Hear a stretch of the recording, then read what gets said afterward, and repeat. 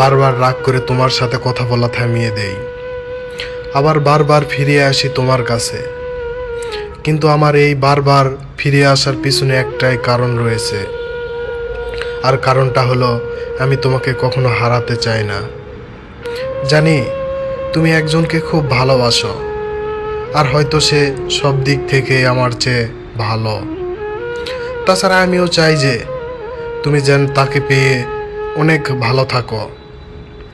তাই আমিও আর কখনো আমার ভালো লাগার কথা তোমাকে বলিনি, কারণ আমার ভয় হয় যদি তুমি আমাকে উত্তরে না বলে আমাদের বন্ধুত্বটাও ভেঙে দাও, তাহলে আমি কি করে থাকবো? আর তুমিও এই স্বার্থপর দুনিয়ার এমন এক স্বার্থপর মানুষ যে সব সময় তোমার নিজের কথাই ভেবেছ। তোমার সাথে আমার কাটানো এতটা সময়, এত কোথাও কখনো আমার মনের কথা বুঝতে পারলে না।